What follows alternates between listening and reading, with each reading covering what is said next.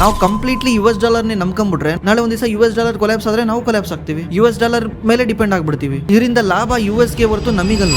Students ಹೆಂಗಿರ್ಬೇಕು ಹೇಳಿ, ಏನು ಕೆಲಸ ಮಾಡೋದ್ರೆ ದುಡ್ಡು ಮಾಡೋದು ಹೆಂಗೆ, how to make money without investment, ಇಂಥವೇನಾದ್ರು ಕಂಟೆಂಟ್ ಮಾಡಿದ್ರೆ ಅವರು ಪಟ ಪಟ ಪಟ ಅಂತ ಲೈಕ್ ಮಾಡ್ತಾರೆ, ಕಮೆಂಟ್ ಮಾಡ್ತಾರೆ, ವಿಡಿಯೋನ ವೈರಲ್ ಮಾಡ್ತಾರೆ. ಇಂಡಿಯಾ ಇಂಪ್ರೂವ್ ಆಗ್ತಾ ಇದೆ, ಹೌದು ಆಗ್ತಾ ಇಲ್ಲ. ಚೈನಾ ಕಂಪೇರ್ ಮಾಡ್ಕೊಂಡ್ರೆ ಆಗ್ತಾ ಇಲ್ಲ. ಜನಗಳು ಚೈನೀಸ್ ತರ ಇಲ್ಲಲ್ಲ, ಅವ್ರು ಎಷ್ಟು ಡಿಸಿಪ್ಲಿನ್ ಆಗಿ ಕೆಲಸ ಮಾಡ್ತಾರೆ, ಅವ್ರ ಪಾಡಿಗೆ ಅವ್ರು ಕೆಲಸ ಮಾಡ್ತಾರೆ.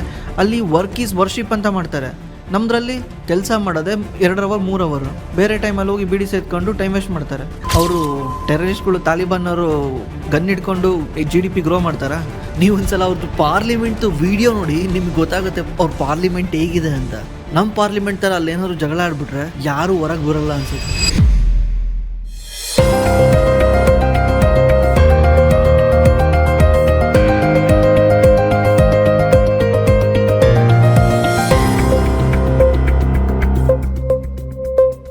ನಾವು ಈ ವಿಡಿಯೋದಲ್ಲಿ ಡಿಸ್ಕಸ್ ಮಾಡಕ್ಕೆ ಹೋಗುವಂಥ ಕಂಪ್ನಿ, ನಾವೇನೇ ಮಾತಾಡಿದ್ರು ಕೂಡ ಯಾವುದೇ ರೀತಿ ಬೈ ಸೆಲ್ ರೆಕಮೆಂಡೇಶನ್ ಅಲ್ಲ. ಇದು ಜಸ್ಟ್ ಎಜುಕೇಶನ್ಗೋಸ್ಕರ, ಇದು ಜಸ್ಟ್ ಇನ್ಫಾರ್ಮೇಶನ್ಗೋಸ್ಕರ, ಇದು ಜಸ್ಟ್ ನ್ಯೂಸ್ಗೋಸ್ಕರ. ದಯವಿಟ್ಟು ಈ ವಿಡಿಯೋ ನೋಡ್ಕೊಂಡು ಬೈ ಸೆಲ್ ಡಿಸಿಷನ್ ಮಾಡಬೇಡಿ. ಈ ತರ ಆನ್ಲೈನ್ ಅಲ್ಲಿ ಯಾರೋ ನಂಬ್ಕೊಂಡು ಹೋಗಿ ಇನ್ವೆಸ್ಟ್ ಮಾಡಿದ್ರೆ ದುಡ್ಡು ಕಳ್ಕೊಳೋದು ನೀವೇನೆ. ದಯವಿಟ್ಟು ಹುಷಾರಾಗಿರಿ. ಇದನ್ನ ಜಸ್ಟ್ ಎಜುಕೇಶನ್ ಅಂತ ಕನ್ಸಿಡರ್ ಮಾಡಿ. ಬ್ರೋ, ಇನ್ವೆಸ್ಟ್ ಮಾಡಕ್ಕೆ ಕರೆಂಟ್ ಅಕೌಂಟ್ ಬೇಕಾ, ಸೇವಿಂಗ್ಸ್ ಅಕೌಂಟ್ ಬೇಕಾ? ಪ್ಲೀಸ್ ರಿಪ್ಲೈ ಮಾಡಿ. ಬ್ರೋ, ನೀವು ಇನ್ವೆಸ್ಟ್ ಮಾಡಕ್ಕೆ ಕರೆಂಟ್ ಅಕೌಂಟ್ ಇದ್ರೂ ಇನ್ವೆಸ್ಟ್ ಆಗುತ್ತೆ, ಸೇವಿಂಗ್ಸ್ ಅಕೌಂಟ್ ಇದ್ರೂ ಇನ್ವೆಸ್ಟ್ ಆಗುತ್ತೆ. ಕರೆಂಟ್ ಅಕೌಂಟ್ ಬಂದ್ಬಿಟ್ಟು ನಿಮ್ಮ ಇಂಡಿವಿಜುವಲ್ ಇದ್ರೆ ಏನು ಪ್ರಾಬ್ಲಮ್ ಇಲ್ಲ. ನಿಮ್ಮ ಹೆಸರು ರಾಜೇಶ್ ಅಂತ ಇದ್ರೆ ಕರೆಂಟ್ ಅಕೌಂಟ್ ಅಲ್ಲೂ ರಾಜೇಶ್ ಅಂತ ಇದ್ರೆ ಏನು ಪ್ರಾಬ್ಲಮ್ ಇಲ್ಲ. ನಿಮ್ಮ ಹೆಸರು ರಾಜೇಶ್ ಅಂತ ಇದ್ದು ಕರೆಂಟ್ ಅಕೌಂಟ್ ಅಲ್ಲಿ ರಾಜೇಶ್ ಪ್ರೈವೇಟ್ ಲಿಮಿಟೆಡ್ ಅಂತ ಇದ್ರೆ ಅದ್ ನಡೆಯಲ್ಲ. ಅವಾಗ ಸಪರೇಟ್ ಒಂದು ಕಂಪ್ನಿ ಅಕೌಂಟ್ ಓಪನ್ ಮಾಡಬೇಕಾಗುತ್ತೆ. ಸುಮ್ಮನೆ ರಾಜೇಶ್ ಅಂತ ಇದ್ರೆ ನಡೆಯುತ್ತೆ. ಕರೆಂಟ್ ಅಕೌಂಟ್ ಯಾರು ಬೇಕಿರೋ ಓಪನ್ ಮಾಡಬಹುದಲ್ಲ. ಬಿಸ್ನೆಸ್ ಇರ್ಬೇಕಂತೇನಿಲ್ಲ. Normally individual current account open ಮಾಡಬಹುದು. ಜಸ್ಟ್ ಒಂದು ಪ್ಯಾನ್ ಇದ್ರೆ ಸಾಕು. ಎರಡರಲ್ಲೂ ಡಿಮ್ಯಾಟ್ ಅಕೌಂಟ್ ಓಪನ್ ಮಾಡಬಹುದು. ಬ್ರೋ, ನಾವು $US$ ನಮ್ಮ ಆಲ್ಟರ್ನೇಟಿವ್ ಕರೆನ್ಸಿ ಆಗಿ ಯೂಸ್ ಮಾಡಿದ್ರೆ ಏನಾಗುತ್ತೆ? FIS ಗೆ ಡಾಲರ್ ಅಲ್ಲಿ ಕೂಡ ಇನ್ವೆಸ್ಟ್ ಮಾಡೋಕೆ ಬಿಟ್ರೆ ಏನಾಗುತ್ತೆ? ಏನಾಗಲ್ಲ ಬ್ರೋ, ಮಾಡಬಹುದು. ಆದ್ರೆ ನಮ್ಮ ಕಂಟ್ರಿಯಾಗೆ ಇರಲ್ಲ, ಕಂಪ್ಲೀಟ್ಲಿ US ಮೇಲೆ ಡಿಪೆಂಡ್ ಆಗ್ಬೇಕಾಗುತ್ತೆ. ನಮ್ದೇ ಸಪರೇಟ್ ಒಂದು ಮಾನಿಟರಿ ಸಿಸ್ಟಮ್ ಇದೆಯಲ್ಲ, RBI ಇದೆ. RBI ಮಾನಿಟರಿನ ಕಂಟ್ರೋಲ್ ಮಾಡುತ್ತೆ, ಇನ್ಫ್ಲೇಷನ್ ಕಂಟ್ರೋಲ್ ಮಾಡುತ್ತೆ, ಇಂಟ್ರೆಸ್ಟ್ ರೇಟ್ ಕಂಟ್ರೋಲ್ ಮಾಡುತ್ತೆ. ನಮ್ದೇ ಒಂದು ಸಪರೇಟ್ ಮಾನಿಟರಿ ಸಿಸ್ಟಮ್ ಇದೆ, ನಮ್ದೇ ಒಂದು ಸಪರೇಟ್ ಲಾ ಇದೆ, ಸಪರೇಟ್ ಎಂಟಿಟಿ ಇದೆ. ನಾವು ಕಂಪ್ಲೀಟ್ಲಿ $US$ ನಂಬ್ಕೊಂಡ್ಬಿಟ್ರೆ ನಾಳೆ ಒಂದ್ ದಿವಸ $US$ ಕೊಲ್ಯಾಪ್ಸ್ ಆದ್ರೆ ನಾವು ಕೊಲ್ಯಾಪ್ಸ್ ಆಗ್ತೀವಿ. $US$ ಮೇಲೆ ಡಿಪೆಂಡ್ ಆಗ್ಬಿಡ್ತೀವಿ. ನಮ್ದು ಓನ್ ಏನಿರುತ್ತೆ, ಇದರಿಂದ ಲಾಭ ಗೆ ಹೊರತು ನಮಿಗಲ್ಲ. ನಮಗೆ RBI ಬೇಕಾಗಿಲ್ಲ. RBI ಏನಕ್ಕೆ ಬೇಕು? $US$ ನಾವು ಯೂಸ್ ಮಾಡಿದ್ರೆ RBI ಏನಕ್ಕೆ ಬೇಕು? ನೋಟ್ ಪ್ರಿಂಟ್ ಏನಕ್ಕೆ ಮಾಡ್ಬೇಕು? ಎಲ್ಲಾನು $US$ ಯೂಸ್ ಮಾಡಿದ್ರೆ RBI ಏನಕ್ಕೆ ಬೇಕು? ಪ್ರತಿ ಒಂದೂ ಉಲ್ಟಾ ಸೀದಾ ಹೋಗ್ಬಿಡುತ್ತೆ. ಈಗ ನಾಳೆ ಅವ್ರು ಬಂದ್ಬಿಟ್ಟು ಇನ್ವೆಸ್ಟ್ ಮಾಡ್ತಿದ್ದಾರೆ ಅಂದ್ರೆ ನೀವ್ ಹೇಳ್ತೀರಾ ಜಸ್ಟ್ ಇನ್ವೆಸ್ಟ್ ಮಾಡಕ್ ಬಿಡಿ, ಎಲ್ಲದಕ್ಕೂ ಬಿಡಬೇಡಿ ಅಂತ. ಈಗ ನಾಳೆ ಅವ್ರು ಏನಾದ್ರು $US$ ತಗೊಂಡು ಮಾರ್ಕೆಟ್ ಅಲ್ಲಿ ಹಾಕ್ತಾರೆ. ಮಾರ್ಕೆಟ್ ಅಲ್ಲಿ ಹಾಕ್ಬಿಟ್ಟು ಯಾವ್ದೋ ಒಂದು ಶೇರ್ ಪ್ರೈಸ್ ಮೇಲೆ ಹಾಕ್ತಾರೆ ಅನ್ಕೊಳ್ಳಿ. ರಿಲಯನ್ಸ್ ಶೇರ್ ಪ್ರೈಸ್ ಮೇಲೆ ಹಾಕ್ತಾರೆ. ರಿಲಯನ್ಸ್ ಶೇರ್ ನ $US$ ಅಲ್ಲಿ ಅವ್ರ ಸ್ಕ್ರೀನ್ ಅಲ್ಲಿ ನೋಡ್ತಾರ, ಇಂಡಿಯನ್ ರುಪೀಸ್ ಅಲ್ಲಿ ನೋಡ್ತಾರೆ. ರಿಲಯನ್ಸ್ ಶೇರ್ ಏನಾದ್ರು $1,000 ಇದ್ರೆ ಅವರು $US$ ಅಲ್ಲಿ ನೋಡ್ತಾರೆ. ಅದು $1,000 $US$ ಅಲ್ಲಿ ನೋಡ್ತಾರೆ, ರುಪೀಸ್ ಅಲ್ಲಿ ನೋಡ್ತಾರೆ. ರುಪೀಸ್ ಅಲ್ಲಿ ನೋಡ್ಬೇಕಂದ್ರೆ ಅವ್ರ ದುಡ್ಡು ರುಪೀಸ್ ಅಲ್ಲಿ ಕನ್ವರ್ಟ್ ಆಗಿರ್ಬೇಕಲ್ಲ. ಇದು ಆಕ್ಚುಲಿ ವರ್ಕ್ ಆಗಲ್ಲ. ನಿಮಗೆ ಕೇಳಕ್ಕೆ ಚೆನ್ನಾಗಿ ಅನ್ಸುತ್ತೆ, ಬಟ್ ವರ್ಕ್ ಆಗಲ್ಲ. Bro, Afghanistan currency better than India. Bro, check $1 to Afghanistan currency. It is more stronger than the India. ಇದಕ್ಕೇನು ಹೇಳ್ತೀಯಾ? ಬ್ರೋ, ನೀವು ಅರ್ಥ ಮಾಡ್ಕೊಂಡಿರೋದೇ ತಪ್ಪಾಗಿ ಅರ್ಥ ಮಾಡ್ಕೊಂಡಿದ್ದೀರಾ. ಕರೆನ್ಸಿ ಸ್ಟ್ರಾಂಗ್ ಇದೆ ಅಂದ ತಕ್ಷಣ ಎಕಾನಮಿ ಸ್ಟ್ರಾಂಗ್ ಇದೆ ಅಂತಲ್ಲ. ಯಾಕಂದ್ರೆ ಜಪಾನ್ದು $1 is equal to 150 yen. ಅದೇ ರೀತಿ ಇಂಡೋನೇಷ್ಯಾದು $1 is equal to 16,000 ರೂಪಾಯಿ, ಅವ್ರದ್ದು ರೂಪಾಯ ಕರೆನ್ಸಿ. ಅದೇ ರೀತಿ $1 is equal to ಸೌತ್ ಕೊರಿಯಾದು 1401 WON ಅಂತ ಕರೀತಾರೆ ಅದನ್ನ. ಇನ್ಗೆಲ್ಲ ಲೆಕ್ಕ ಮಾಡ್ಕೊಂಡ್ರೆ ಸೌತ್ ಕೊರಿಯಾ ಇಂಡಿಯಾಗಿನ್ನ 30 ಪಟ್ಟು ಸ್ಟ್ರಾಂಗ್ ಇದೆ. ಆಫ್ಘಾನಿಸ್ತಾನಕ್ಕಿನ್ನ 100-200 ಪಟ್ಟು ಸ್ಟ್ರಾಂಗ್ ಇದೆ. ಅದೇ ರೀತಿ ಇಂಡೋನೇಷ್ಯಾ ಕೂಡ ಎಷ್ಟು ಸ್ಟ್ರಾಂಗ್ ಇದೆ. ಜಪಾನ್ ಇವರೆಲ್ಲರಿಗಿನ್ನ ಸ್ಟ್ರಾಂಗ್ ಇದೆ. ಜಸ್ಟ್ ಕರೆನ್ಸಿ ನೋಡ್ಕೊಂಡ್ಬಿಟ್ಟು ಕಂಟ್ರಿಯ ಸ್ಟೆಬಿಲಿಟಿನ ಡಿಸೈಡ್ ಮಾಡಕ್ ಆಗಲ್ಲ ಬ್ರೋ. ಜಸ್ಟ್ ಕರೆನ್ಸಿ ನೋಡ್ಬಿಟ್ಟು ಡಿಸೈಡ್ ಮಾಡಂಗಿದ್ರೆ ಹೆಂಗೆ? ನೀವು ಒಂದ್ಸಲ ಅವ್ರದ್ದು ಪಾರ್ಲಿಮೆಂಟ್ ವಿಡಿಯೋ ನೋಡಿ, ನಿಮ್ಗೆ ಗೊತ್ತಾಗುತ್ತೆ ಅವ್ರ ಪಾರ್ಲಿಮೆಂಟ್ ಹೇಗಿದೆ ಅಂತ. ನಮ್ಮ ಪಾರ್ಲಿಮೆಂಟ್ ತರ ಅಲ್ಲೇನಾದ್ರು ಜಗಳ ಆಡ್ಬಿಟ್ರೆ ಯಾರು ಹೊರಗೆ ಬರಲ್ಲ ಅನ್ಸುತ್ತೆ. ಅವರು ಟೆರರಿಸ್ಟ್ಗಳು, ತಾಲಿಬಾನ್ ಅವರು ಗನ್ ಹಿಡ್ಕೊಂಡು GDP ಗ್ರೋ ಮಾಡ್ತಾರ. GDP ಎಲ್ಲಿಂದ ಗ್ರೋ ಆಗ್ತಾ? We are the fastest growing economy in the world. 8.2% ಬಂದಿದೆಯಲ್ಲ, ಇದು ನಮ್ಮ ಫಾಸ್ಟೆಸ್ಟ್ ಗ್ರೋಯಿಂಗ್ ಎಕಾನಮಿ. ಇದರ ಎಕಾನಮಿ ಗ್ರೋತ್ ಎಲ್ಲೂ ಬಂದಿಲ್ಲ. IMF ಹೇಳ್ತಾನೆ ಇದೆ India will be the fastest growing economy ಅಂತ. ಮತ್ತೆ ನಾವಿಲ್ಲಿ ರೋಡು, ಬ್ರಿಡ್ಜು, ಟ್ರೈನು ಪ್ರತಿಯೊಂದು ಬಿಲ್ಡ್ ಮಾಡ್ತಾ ಇದೀವಿ. ನೀವು ನೋಡ್ತಿದ್ದೀರಲ್ಲ, 10 ವರ್ಷದಿಂದ ಇಲ್ಲಿವರೆಗೂ ಇಂಡಿಯಾ ಇಂಪ್ರೂವ್ ಆಗ್ತಾ ಇದೆ. ಹೌದು ಆಗ್ತಾ ಇಲ್ಲ. ಚೈನಾ ಕಂಪೇರ್ ಮಾಡ್ಕೊಂಡ್ರೆ ಆಗ್ತಾ ಇಲ್ಲ. ಜನಗಳು ಚೈನೀಸ್ ತರ ಇಲ್ಲಲ್ಲ. ಜನಗಳು ಚೈನೀಸ್ ತರ ಎಲ್ಲಿದ್ದಾರೆ? ಅಲ್ಲಿ ನೋಡಿದ್ದೀರಾ? ವಯಸ್ಸಾದವ್ರು ಜಾಸ್ತಿ ಇದ್ದಾರೆ, ಆದರೂ ಕೂಡ ಅವ್ರು ಎಷ್ಟು ಡಿಸಿಪ್ಲಿನ್ ಆಗಿ ಕೆಲಸ ಮಾಡ್ತಾರೆ, ಅವ್ರ ಪಾಡಿಗೆ ಅವ್ರು ಕೆಲಸ ಮಾಡ್ತಾರೆ. ಅಲ್ಲಿ ವರ್ಕ್ ಈಸ್ ವರ್ಷಿಪ್ ಅಂತ ಮಾಡ್ತಾರೆ. ನಮ್ದ್ರಲ್ಲಿ $500 ಕೂಲಿ ಕರ್ಕೊಂಬಂದ್ರೆ ಕೆಲಸ ಮಾಡೋದೆ 2 ಅವರ್ 3 ಅವರ್, ಬೇರೆ ಟೈಮಲ್ಲಿ ಹೋಗಿ ಬಿಡಿ ಸೇತ್ಕೊಂಡು ಟೈಮ್ ವೇಸ್ಟ್ ಮಾಡ್ತಾರೆ. ಎಲ್ಲಾನು ಬರೀ ಕಂಪೇರ್ ಮಾಡಕ್ಕೆ ಮಾತ್ರ ಚೆನ್ನಾಗಿದೆ. ನಾವು ಮಾತ್ರ ಚೇಂಜ್ ಆಗಲ್ಲ. ಮತ್ತೆ ಆಫ್ಘಾನಿಸ್ತಾನನ ಕಂಟ್ರೋಲ್ ಮಾಡ್ತಿರೋದು ಯಾರು? ತಾಲಿಬಾನ್ ಅಂದ್ರೆ ಏನು? ಅಲ್ಲಿ ಈ ಥರ ಇದೆಯಾ? ಡೆಮೋಕ್ರಸಿ ಇದೆಯಾ ಅಲ್ಲಿ? ಜನಗಳು ಈಸಿಲಿ ಅವ್ರ ದುಡ್ಡನ್ನ ಕನ್ವರ್ಟ್ ಮಾಡೋಕ್ಕಾಗತ್ತಾ? ತಗೊಂಡೋಗಿ ಬೇರೆ ದೇಶಕ್ಕೆ ಹೋಗೋಕ್ಕಾಗತ್ತಾ? ಗೊತ್ತಾಗಲ್ವಾ ದೇಶದಲ್ಲಿರೋರಿಗೆ ಯಾರೋ ಜಾಸ್ತಿ ದುಡ್ಡನ್ನ ಅಮೆರಿಕಕ್ಕೆ ತಗೊಂಡು ಹೋಗ್ತಿದ್ದಾನೆ, ಇವನ ಮೇಲೆ ಕಣ್ಣಿಡು ಅಂತ. ಬ್ಯಾಂಕ್ಗಳು ಪ್ರತಿಯೊಂದೂ ಅವರೇ ಕಂಟ್ರೋಲ್ ಮಾಡ್ತಾರೆ. ಇದರಿಂದ ಅಲ್ಲಿ ಕನ್ವರ್ಸೇಷನ್ ಈಸಿ ಆಗಲ್ಲ, ಟ್ರೇಡ್ ಈಸಿ ಇರಲ್ಲ. ಅದಕ್ಕೇನೆ ಅದು $US ಕಮ್ಮಿ ತೋರಿಸ್ತಿದೆ, ಹಂಗಂತ ಅದು ರಿಯಲ್ ಅಲ್ಲ. $US ಮೇಲೆ ಡಿಸೈಡ್ ಮಾಡಿಬಿಟ್ರೆ ಹೆಂಗೆ ಬ್ರೋ ಒಂದು ಕಂಟ್ರಿ ಸ್ಟ್ರಾಂಗು ವೀಕ್ ಅಂತ? ಇದು ನಮ್ಮ ಮೂಢನಂಬಿಕೆ. ಅಭಿಬ್ರೋ, ನಿಮ್ಮ ವಿಡಿಯೋ ನಮ್ಮ ಸ್ಟಾಕ್ ಮಾರ್ಕೆಟ್ ಅನಾಲಿಸಿಸ್ ಮಾಡೋಕ್ಕೆ ತುಂಬ ಹೆಲ್ಪ್ ಆಗ್ತಾ ಇದೆ. ನನಗೆ ಒಂದು ಕಂಪ್ನಿಯ ಬ್ಯಾಲೆನ್ಸ್ ಶೀಟ್ನಲ್ಲಿ ಈಕ್ವಿಟಿ ಕ್ಯಾಪಿಟಲ್ ರಿಸರ್ವ್ಸ್ ಬಗ್ಗೆ ಹೇಳಿ ಬ್ರೋ. ಈಕ್ವಿಟಿ ಕ್ಯಾಪಿಟಲ್ ಇಂದ ಕಂಪ್ನಿ ರೆವಿನ್ಯೂ ಹೇಗೆ ಮಾಡುತ್ತೆ ಅಂಡ್ ರಿಸರ್ವ್ಸ್ ಲಯಬಿಲಿಟಿ ಕಾಲಮ್ನಲ್ಲಿ ಏಕೆ ಬರುತ್ತೆ? ಪ್ಲೀಸ್ ಬ್ರೋ ಆನ್ಸರ್ ಮಾಡಿ. ನನಗೆ ಸ್ಟಾಕ್ ಮಾರ್ಕೆಟ್ ಅನಾಲಿಸಿಸ್ ಮತ್ತೆ ಕಂಪ್ನಿ ಬ್ಯಾಲೆನ್ಸ್ ಶೀಟ್ ಅರ್ಥ ಮಾಡ್ಕೊಳಕ್ಕೆ ಹೆಲ್ಪ್ ಆಗುತ್ತೆ ಬ್ರೋ, ಪ್ಲೀಸ್. ಬ್ರೋ ನಿಮಗೆ ಹೇಳ್ಬೋದು, ಆದ್ರೆ ಈ Q&A ನಲ್ಲಿ ಎಷ್ಟೋ ಜನಕ್ಕೆ ಅದನ್ನ ಕೇಳಕ್ಕೆ ಬೇಜಾರಾಗುತ್ತೆ, ಬೋರ್ ಆಗುತ್ತೆ. ಯಾಕಂದ್ರೆ ತುಂಬಾ ಜನಕ್ಕೆ ಅದು ಇಂಟ್ರೆಸ್ಟ್ ಇರಲ್ಲ. ಬಟ್ ಇದನ್ನ ತಿಳ್ಕೊಂಡ್ರೆ ಒಳ್ಳೇದೇನೆ ಬ್ಯಾಲೆನ್ಸ್ ಶೀಟ್ ಹೆಂಗ್ ವರ್ಕ್ ಆಗುತ್ತೆ ಅಂತ. ರಿಸರ್ವ್ಸ್ ಮತ್ತೆ ಶೇರ್ ಕ್ಯಾಪಿಟಲ್ ಅಂದ್ರೆ ಏನಂತ ಸಿಂಪಲ್ ಆಗಿ ಹೇಳ್ತೀನಿ, ದಯವಿಟ್ಟು ನೀಟಾಗಿ ಅರ್ಥ ಮಾಡ್ಕೊಳ್ಳಿ. ಸಿಂಪಲ್ ಆಗಿ ಹೇಳ್ತೀನಿ, ನಾನು ಮಂಜಪ್ಪ ಸೇರ್ಕೊಂಡು ಒಂದು ಕಂಪ್ನಿನ ಸ್ಟಾರ್ಟ್ ಮಾಡಿದೀವಿ, ಇಬ್ರು ಪಾರ್ಟ್ನರ್ ಆಗಿದೀವಿ. ಆ ಕಂಪ್ನಿ ನೇಮ್ ಬಂದ್ಬಿಟ್ಟು ಅಭಿ ಮಂಜಪ್ಪ ಪ್ರೈವೇಟ್ ಲಿಮಿಟೆಡ್ ಅಂತ ಹೆಸರಿಟ್ಟಿದೀವಿ. ಈ ಕಂಪ್ನಿನಲ್ಲಿ ನಾನು ಮಂಜಪ್ಪ ಸೇರ್ಕೊಂಡು ದುಡ್ಡು ಹಾಕಂತೀವಿ. ಎಷ್ಟಂದ್ರೆ ನಾನು 5 ಲಕ್ಷ ದುಡ್ಡು ಹಾಕಂತೀನಿ, ಮಂಜಪ್ಪ 5 ಲಕ್ಷ ದುಡ್ಡು ಹಾಕಂತಾರೆ. ಇಬ್ರು ಸೇರಿದ್ರೆ 10 ಲಕ್ಷ ದುಡ್ಡು ಹಾಕಂತೀವಿ. 10 ಲಕ್ಷ ಇಟ್ಕೊಂಡು ಬಿಸ್ನೆಸ್ ಮಾಡೋಕ್ಕಾಗತ್ತಾ? ಸುಮ್ಮನೆ 10 ಲಕ್ಷ ಇದ್ರೆ ಬಿಸ್ನೆಸ್ ಸ್ಟಾರ್ಟ್ ಮಾಡೋಕ್ಕಾಗತ್ತಾ? ಇಲ್ಲಲ್ಲ. ಅದಕ್ಕೆ ಏನಾದ್ರೂ ನಾವು ಕಂಪ್ನಿನಲ್ಲಿ ಬೈ ಮಾಡಬೇಕು, ಆಫೀಸ್ ಬಿಲ್ಡ್ ಮಾಡಬೇಕು, ಲ್ಯಾಪ್ಟಾಪ್ ತರಬೇಕು, ಮಿಷಿನರಿಗಳು ತರಬೇಕು, ಅಥವಾ ಫ್ಯಾಕ್ಟ್ರಿ ಏನಾದರೂ ಇದ್ರೆ ಫ್ಯಾಕ್ಟ್ರಿ ಬಿಲ್ಡ್ ಮಾಡಬೇಕು. ಈ ತರ ಏನಾದರೂ ಮಾಡ್ತೀವಿ. 10 ಲಕ್ಷ ಟೋಟಲ್ ಇಂಥದಕ್ಕೆ ಇನ್ವೆಸ್ಟ್ ಮಾಡಿ ಖಾಲಿ ಮಾಡ್ತೀವಿ, ಅಥವಾ 1 ಲಕ್ಷ 2 ಲಕ್ಷ ಕ್ಯಾಶ್ ಆಗಿ ಇಟ್ಕೊಂಡಿರ್ತೀವಿ. ಇದನ್ನೇ ಹೇಳ್ತಾರೆ ಈಕ್ವಿಟಿ ಕ್ಯಾಪಿಟಲ್ ಅಂತ. ಶೇರ್ ಕ್ಯಾಪಿಟಲ್ ಅಂದ್ರೆ ಇದೇನೆ.